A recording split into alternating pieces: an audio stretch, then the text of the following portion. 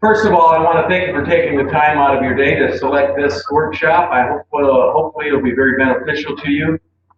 We have some talented folks here. John Pepe and Janice Gertson are going to be our demo and pilot driving us through this today.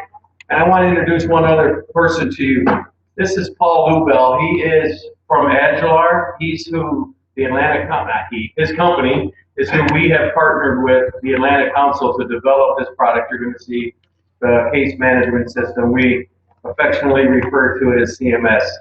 My name is Larry Dupre. I'm part of the staff here at the Atlanta Council, and my responsibilities are to oversee the technology for the council and work with Paul and John and his folks for CMS. I will be here until they turn on the lights tomorrow evening. I think John will be here through lunch. Yes. Okay. And Paul, you're here all day, and okay, on Saturday as well. He has a table back in the vendor area, and I'm going to get out of the way from a logistics perspective. John's going to run through a few PowerPoint slides. You have copies of those, and then we'll demo.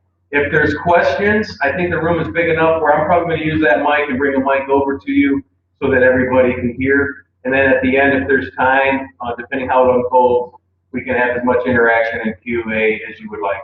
Having said that, sir, your turn. Okay, good morning, everybody. Morning. 9:15 on Friday morning. Do you have anything better to do? I don't. I mean, I've been looking at CMS for a long time. So let's play the who came the furthest, traveled the furthest to come to this conference game.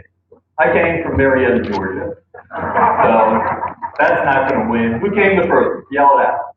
West Coast? I came from Jupiter. Jupiter, Florida. Jupiter, like the planet. You win. Tyler, Texas. There you go. That's awesome. And you? I'm from Miami. Miami, yeah, you don't win. Jupiter seems to win. Yes, ma'am. Arizona. Great. Ooh, that sounds like a winner. Colorado. You win. Not yet. We got one more. Yes, ma'am. Pardon me? California. Oregon. Sir. Alaska. Is it all convenient for this presentation? You didn't come for anything else, right? Yeah, just to see me, right? It's great to be here. And CMS is a great system. It's not perfect. I'd be the first one to tell you. And I want to declare up front that I'm not on the payroll. I don't get paid anything. I don't work for Agilar. They don't pay me anything. They should, but they don't. I don't work for SVdP Georgia either. I'm a volunteer. I'm just like you. I've been here. I've been with Ball since 2011. And although I'm a conference president, I would say my main role is a caseworker. That's what I do every day. And I use CMS. So I might get excited and enthusiastic about CMS. You just need to know nobody's paying me to say this. It's what I firmly believe after using CMS. And of course, we had a system before that as well. I just want to take a quick poll to see where everybody's at in terms of what you're using. So how many have a paper-based system that you're using or manual? Keep your hands up. I just want to get a feel. Pretty good. How many have another system, whether that's an internet-based system or whatever that you're using? Great. Okay, good. I think this would be a pretty good idea of the audience and exactly where you're at, so that when I talk about this, we'll move through. So, a couple housekeeping items. First of all, you should have 2 documents, right? Everybody got 2 documents?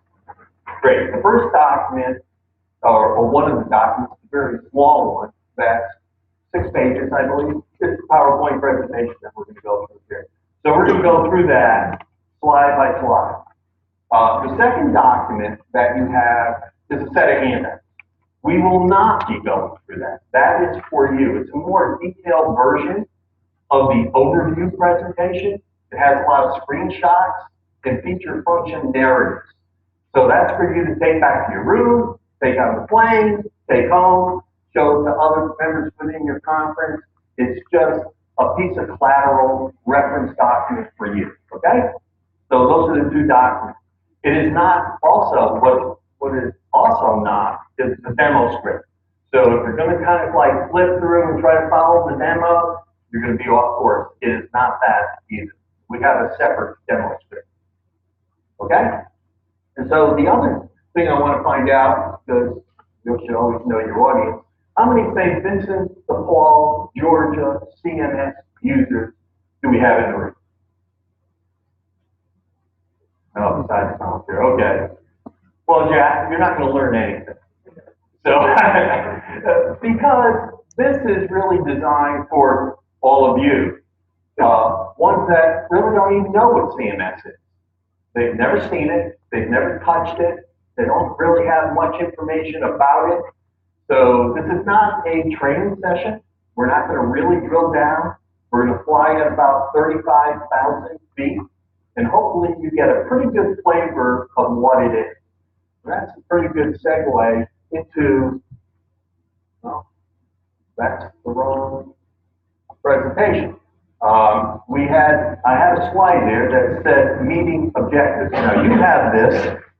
I have a different one. The workshop objectives, let me just tell you what they are. There's a slide before this, is to provide you a basic understanding of what CMS is and how it works.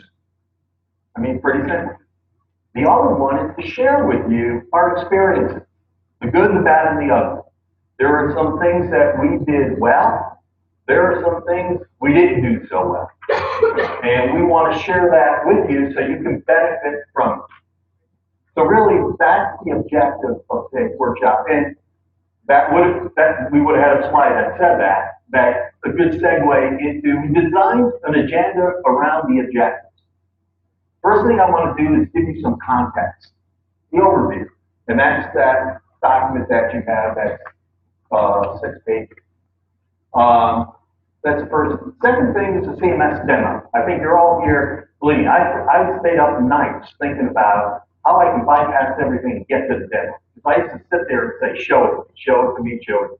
Everybody wants to see the demo quickly. I'm going to try to get us there as quickly as we possibly can. But unfortunately, we only have an hour. I can talk about CMS for 2.5 hours. I can show you CMS for 2.5 hours. But unfortunately, we only have an hour. But we are going to get to a demo. And where possible, wherever we can, we're going to bypass entering in data, because that just takes a lot of time. I will talk through the screens so you get a pretty good idea of exactly what happens. But we're not going to sit there and watch GMS key and data, or else we'll be here forever. The other thing I'll say about demo is, if you see the little footnote down below, we are video recording, we're capturing all the keystrokes and my voiceover, and we'll be making that demo available to you out on YouTube.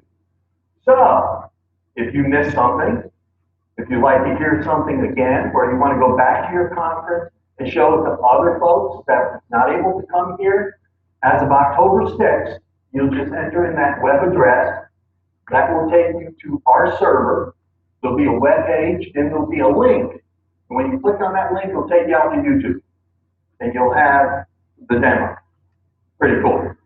So that way there, you don't have to worry about taking copious notes. Well, you can take them, but at the same time, you'll have something to refer to. The other item is the implementation recommendations. Like I said, I know I've installed a lot of software in my lifetime. What I always wanted from somebody is lessons learned. You know, what happened? What was good things? What was bad things? And we want to share that with you from our perspective, so that you will make the same mistakes and maybe you'll capitalize on some of our successes. And the last thing is we'll open up for Q&A. Now, you can ask questions anytime during the presentation. No problem whatsoever. Larry, you come by with the mic. Larry will be the moderator. So, you know, we got to get through this in an hour. We're going to try to do that. So we might have to shut down some questions, but feel free to ask questions. Okay? So let's get to the overview. Anybody think that looks familiar? Just take a look at it. This is my attempt to say that I believe St. Vincent de Paul, regardless of what conference, what council that you're in, where you live around the country, we all basically follow this process. I mean, you might call things something a little different than what I called it. You might have an extra step in the process or maybe eliminate two of the steps. But basically, we all go through that process. It's a process. It is the force of technology, which means I don't care whether you got an internet-based system, or a Microsoft Access-based system, or a paper-based system, or an Excel system. At the end of the day, the process is the process is the process. So I have a question for you. It might be a two-parter, depending upon how you answer the first one. So I warn you. Show of hands, who has an internet-based system that automates all those steps in the process, in our St. Paul system process, and this is the second part, it's just the name, and it is tightly integrated. The client side is tightly integrated with the financial side. So you're not offline here working with Quick. So raise your hand if you have an internet-based system that automates all those steps in the process. Sir? One. Except for St. Vincent de Paul, Georgia. The one, Jack, keep your hand down. You better have one. Sir? One. Two. Nobody else? Okay, you get the answer to the second part of the both. Okay, here's part two. Okay. Your system. Keep your hand up if that system allows you to enter the client in one time, but you have visibility to all the activity of that client, all the case notes, all their past assistance across all of your conferences within your conference. Keep your hand down, Larry. Within the council or within the district or some other hierarchy outside of your conference, not just within your conference. That's a better way of saying it. Nobody, right? Well, ladies and gentlemen, we just answered the first question. That is CMS. Yes, I was going to say that I think our main administrator of our system has access, but nobody else can. Okay, that's the question. The question is I got a client coming in today into your conference, and I don't know if they went to conference B 2 weeks ago. Do you have visibility to that they just received assistance 2 weeks ago, the conference right next door to you? And red flag of observability. I'm sorry? And red flag of observability. Yeah, and red flag. Did I see another hand go up? Sir?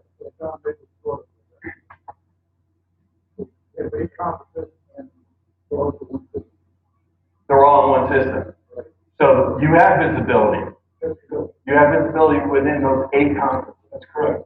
With the system that you have. Correct. Great. Okay. Then you get the answer part 3. Okay. That system, does it support multiple browsers? Internet Explorer, Firefox, Safari, Chrome? No. Okay. Anybody else got it? Okay. So we kind of like drilled down there. I said that is CMS. We just define what is CMS. It's exactly what it does.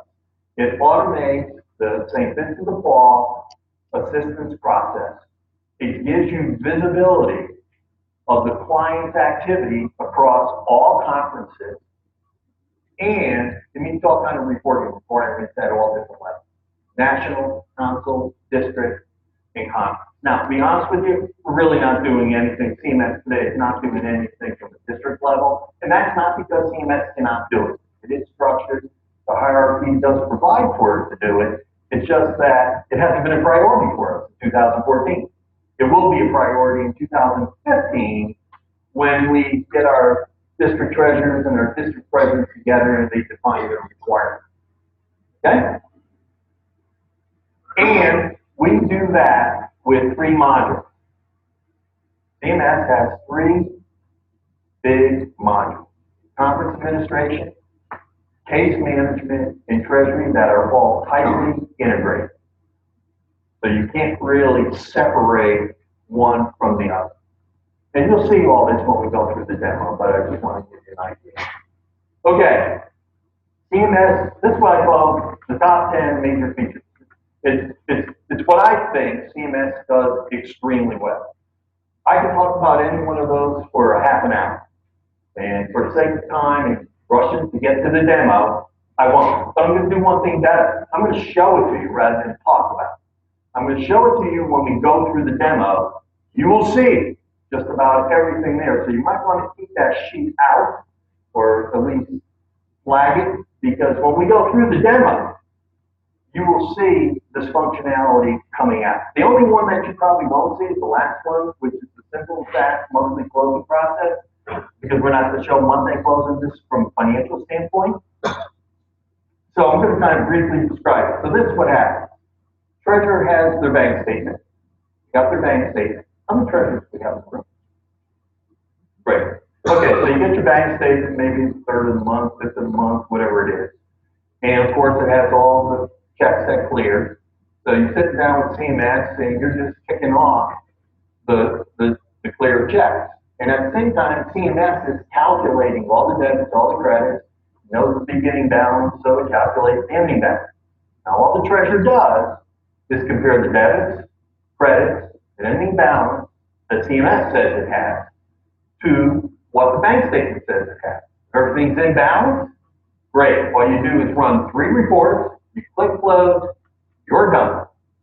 That's it. It's pretty simple and quick process. Probably the longest part of the process is obviously looking at the bank statement and you have all those cleared checks. You got to go over here, you got to click them over there. That's probably the longest part of the process. But it's a pretty simple process. Okay? That's the only thing you will not see there, sir.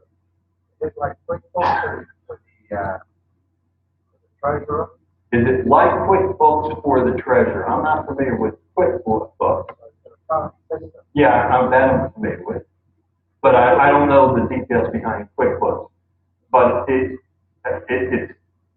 let's put it this way. Every time that a caseworker puts through a financial transaction and the treasurer approves it, it gets recorded into a check register at CMS.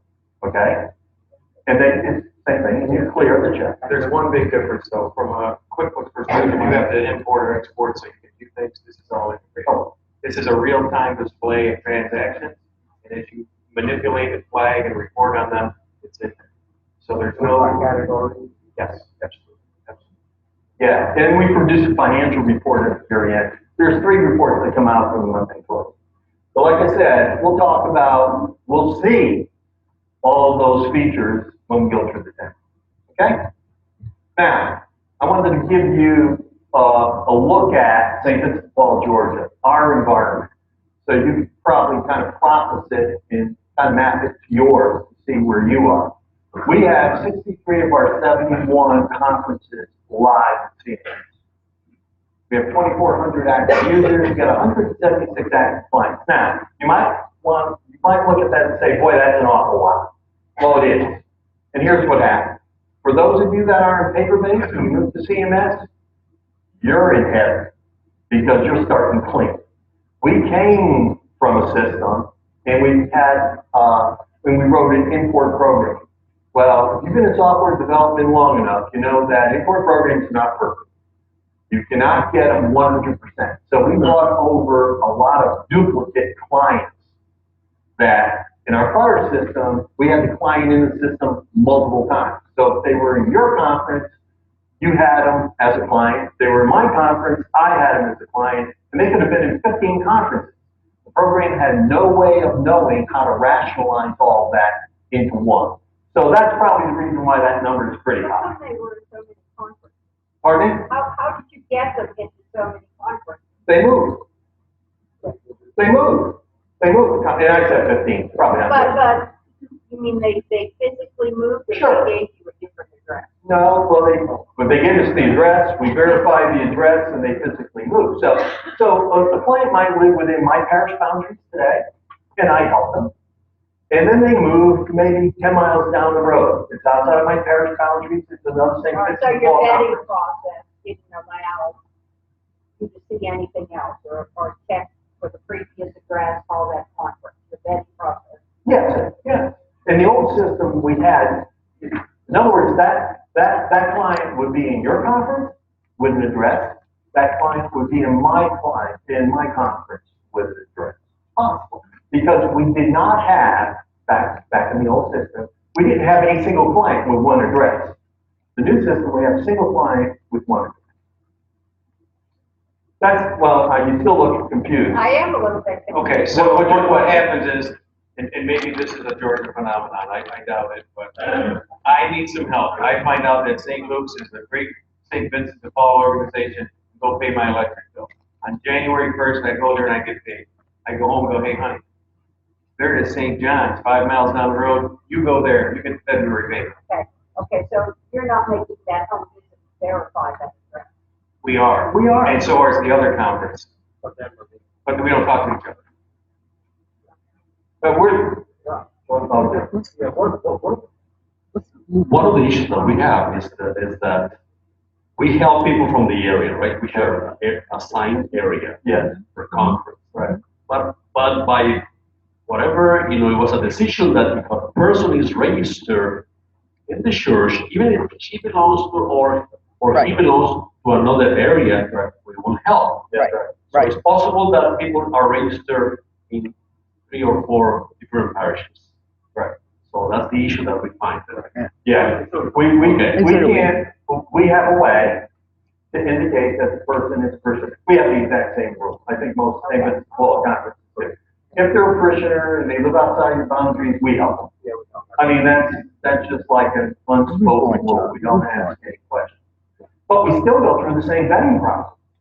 I mean, that doesn't mean that you're not going to check to find out if that parishioner is getting help in multiple conferences. That might influence your decision. That might say, even though they're a parishioner, Absolutely, okay. they're abusing the system. Okay? But we have, now, I cannot control whether they're registered in 15 different parishes. What you can do, you'll see in CMS, you can indicate that they are a parishioner. Move on. Okay, ready to move on? Yes. Okay, cool.